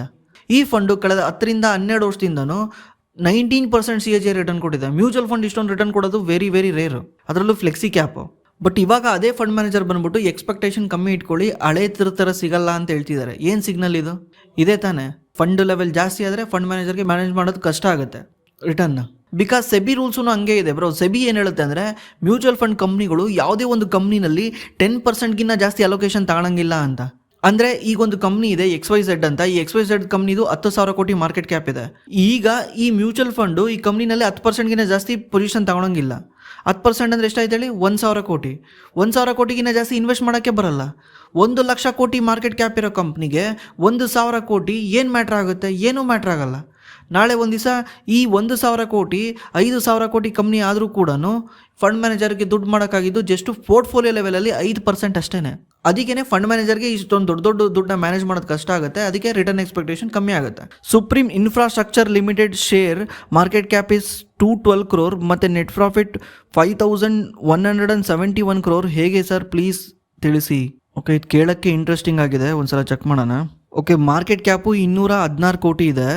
ಪ್ರಾಫಿಟ್ಟು ಸೆಪ್ಟೆಂಬರ್ ಕ್ವಾರ್ಟ್ರಲ್ಲಿ 6306 ಕೋಟಿ ಇದೆ. ಇಯರ್ ಪ್ರಾಫಿಟ್ಟು 5171 ಕೋಟಿ ಇದೆ. ಈ ಕ್ವಾರ್ಟ್ರಲ್ಲಿ ದುಡ್ಡು ಬಂದಿರೋದು ಇದು ಅದರ್ ಇನ್ಕಮ್ ಅಂತ ಇದೆ ನೋಡಿ, ಎಕ್ಸೆಪ್ಷನಲ್ ಐಟಮ್, ಅದರಿಂದ ದುಡ್ಡು ಬಂದಿರೋದು. ಓಕೆ, ಯಾಕೆ ಬಂದಿದೆ ಏನು ಅಂತ ನೀವು ಕೂಡ ಚೆಕ್ ಮಾಡ್ಬೋದು ಏನಿದು ಅಂತ. ಆ್ಯಕ್ಚುಲಿ ಹೇಳ್ಬೇಕಂದ್ರೆ ಈ ಥರ ಅದರ್ ಇನ್ಕಮಲ್ಲಿ ಬಂದಿದ್ರು ಕೂಡ ಈ ಮಾರ್ಕೆಟ್ ಕ್ಯಾಪ್ ಇಷ್ಟು ಕಮ್ಮಿ ಇರೋಕ್ಕೆ ಚಾನ್ಸ್ ಇಲ್ಲ. ಯಾಕಂದ್ರೆ ಅದರ್ ಇನ್ಕಮ್ ಆಲ್ಸೋ ಇನ್ಕಮ್ ಅಲ್ಲ. ಇವಾಗ ನಿಮ್ಮದೇ ಒಂದು ಕಂಪ್ನಿ ಇದೆ, 1 ಲಕ್ಷ ರೂಪಾಯಿ ಬೆಲೆ ಬಾಳ್ತಾ ಇದೆ, ಎಲ್ಲೋ ಏನೋ ದುಡ್ಡು ಬಂದ್ಬಿಟ್ಟು ನಿಮಗೆ ಇನ್ನೊಂದು 10 ಲಕ್ಷ ದುಡ್ಡು ಬಂದರೆ ಈಗ ಸಡನ್ಲಿ ನಿಮ್ಮ ಕಂಪ್ನಿ ವ್ಯಾಲ್ಯೂಯೇಷನ್ 1 ಲಕ್ಷ ಇರಲ್ಲ, 11 ಲಕ್ಷ ಆಗುತ್ತೆ. ಮೇ ಬಿ ಇದೇನೋ ಗಿಮಿಕ್ ಇದೆ, ನೋಡಬೇಕು. ಏನು ಮಾಡ್ಬೋದಂದರೆ ಕಂಪ್ನಿ ಗಿನ್ಕಾಲೆಲ್ಲ ಸೀನೇ ಇಲ್ಲ. ಕಂಪ್ನಿದು ರೀಸೆಂಟ್ ಕ್ವಾರ್ಟರ್ದು ರಿಸಲ್ಟ್ ನೋಡಬೇಕು. ಈ ಥರ ಇಲ್ಲಿ ಸ್ಕ್ರೀನಲ್ಲಿ ಸಿಗುತ್ತೆ ನಿಮಗೆ. ರೀಸೆಂಟ್ ಕ್ವಾರ್ಟರ್ ರಿಸಲ್ಟ್ ಬಿಟ್ಟಿರ್ತಾರಲ್ಲ, ಅದು ಸಿಗುತ್ತೆ. 29 ನವಂಬರಲ್ಲಿ ಬಿಟ್ಟಿದ್ದಾರೆ. ಕ್ಲಿಕ್ ಮಾಡಿ, ಫುಲ್ ಕೆಳಗೆ ಬನ್ನಿ, ಏನು ಓದೋಕೆ ಹೋಗ್ಬೇಡಿ, ಫುಲ್ ಕೆಳಗೆ ಬನ್ನಿ. ಇಲ್ಲಿ ರಿಸಲ್ಟ್ ತೋರಿಸಿರ್ತಾರಲ್ಲ ಅಲ್ಲಿಗೆ ಬನ್ನಿ. ಓಕೆ, ಇಲ್ಲಿಗೆ ಬನ್ನಿ. Statement of standalone asset and liability ಎಲ್ಲ ಪ್ರಾಫಿಟ್ ಆ್ಯಂಡ್ ಲಾಸ್ ಸ್ಟೇಟ್ಮೆಂಟು ಇಲ್ಲಿದೆ ನೋಡಿ, unaudited profit and loss statement. Okay, ಇಲ್ಲಿ ಅದರ್ ಇನ್ಕಮ್ 5 crore. ಓಕೆ, ಇಲ್ಲಿದೆ ನೋಡಿ, ಸುಮಾರು 6,000 ಕೋಟಿ ಇವ್ರಿಗೆ ಎಕ್ಸೆಪ್ಷನಲ್ ಐಟಮಿಂದ ಬಂದಿದೆ. ಇಲ್ಲಿ ನೋಡಿ, ನೀವು ಇಲ್ಲಿ ರೆಫರ್ ನೋಟ್ 8 ಅಂತ ಎಕ್ಸ್ಪ್ಲೇನ್ ಮಾಡಿದ್ದಾರೆ. ಇದನ್ನು ಏನು ಅಂತ ನೀಟಾಗಿ ತಿಳ್ಕೊಬೇಕಾದ್ರೆ ರೆಫರ್ ನೋಟ್ 8ಗೆ ಹೋಗಬೇಕು. ಇಲ್ಲಿದೆ ನೋಡಿ ನೋಟ್ಸ್ ಅಂತ. ನೋಟ್ಸಲ್ಲಿ 1 ನೋಟ್ ಇದು, 2 ಸೆಕೆಂಡ್ ನೋಟು, 3rd ನೋಟು, ಇದು 4th ನೋಟ್, ಇದು 5th note, 6th note, 7th note, ಇಲ್ಲಿದೆ 8th note. Exceptional item represent the following: reversal of interest and principal, implementation of scheme. May be ಇದು ಬಂದ್ಬಿಟ್ಟು ಇವ್ರದ್ದು ಏನೋ court ಕೇಸಿಂದ ಬಂದಿರಬೇಕು. ಈ reversal of interest where in the final no due certificate is pending. Okay, settlement ಆಗಿ ಏನೋ ಬಂದಿರಬೇಕು. ಇಲ್ಲಿರುತ್ತೆ ನೋಡಿ, the exceptional item for the quarter and half year ended September 2025 include the gain 3,67,801 lakhs arising from the reversal of the interest and principal account of implementation of the scheme with A lenders. ಅಂದರೆ ಇವರು may be ಮುಂದ್ಗಡೆ ಯಾವುದೋ loan ತಗೊಂಡು default ಆಗಿರ್ತಾರೆ, ಹಿಂದ್ಗಡೆ loan ತಗೊಂಡಿರ್ತಾರೆ. ಇದು construction company ಅಲ್ಲ, may be infrastructure company. ಅಂದರೆ ಹಿಂದ್ಗಡೆ ಲೋನ್ ತಗೊಂಡು ಲೋನ್ನ ಹಂಗೆ ಬ್ಯಾಲೆನ್ಸ್ ಶೀಟಲ್ಲಿ ಇಟ್ಕೊಂಡಿರ್ತಾರೆ. ಈಗ suddenly implementation of the scheme ಅಂದರೆ ಮೇ ಬಿ ಕೋರ್ಟ್ ಗೀಟು ಇವ್ರಿಗೆ ಇದು ಮಾಡಿರುತ್ತೆ, ಇದು ನಿಮ್ಮ ಸೆಟ್ಲ್ಮೆಂಟ್ ಮಾಡ್ಕೊಳ್ಳಿ ಅಂತ ಹೇಳಿರುತ್ತೆ. ನೀನು ಕಟ್ಟೋಕ್ಕಾಗಲ್ಲ, ನನ್ನ ಕೈಲಿ ಇದಿಲ್ಲ, ನೀವೇ ನೋಡಿ, ರೆವಿನ್ಯೂ ನೋಡಿ ಅಂತ ಹೇಳಿರ್ತಾರೆ. ಅದಕ್ಕೆ NCLT-ನಲ್ಲಿ ಹೋಗಿ ಅದನ್ನು ಸೆಟ್ಲ್ಮೆಂಟ್ ಮಾಡ್ಕೊಬೋದು. NCLT-ಗೆ ಸಪ್ರೇಟ್ ಕೋರ್ಟ್ ಇದೆ ಈ ಥರ. ಅಲ್ಲಿ ಹೋಗಿ ಡಿಸೈಡ್ ಮಾಡ್ಕೊಂಡಿರ್ತಾರೆ. ಆವಾಗ ಅವನು ಲೆಂಡರ್ ಏನು ಮಾಡಿದ್ದಾನೆ, ಇಂಟ್ರೆಸ್ಟು ಮತ್ತು ರೀಪೇಮೆಂಟ್ನ ವೇ ಆಫ್ ಮಾಡಿದ್ದಾನೆ. ಇದರಿಂದ 3,680 ಕೋಟಿ ಇವ್ರಿಗೆ ರಿವರ್ಸಲ್ ಆಗಿ ಬಂದಿದೆ. ರಿವರ್ಸಲ್ ಆಗಿ ಅಂದರೆ ನಾನು ಅದು ಕಟ್ಬೇಡ ಬಿಡು ಅಂತ ಹೇಳಿರೋದು ಅಷ್ಟೇ. ಇವ್ರಿಗೇನು ಕ್ರೆಡಿಟ್ ಆಗಿಲ್ಲ, ದುಡ್ಡು ಅಕೌಂಟ್ಗೇನು ಬಂದಿಲ್ಲ, ಅಲ್ಲಿ ಬ್ಯಾಲೆನ್ಸ್ ಶೀಟ್ಗೇನು ಬಂದು ಕುತ್ಕೊಂಡಿಲ್ಲ, ಕ್ರೆಡಿಟ್ ಆಗಿಲ್ಲ. ಅದು ಯಾಕಾದ್ರೆ ತೋರಿಸ್ತಾರೆ ಅಂತ ಹೇಳ್ತೀನಿ ಒಂದು ನಿಮಿಷ.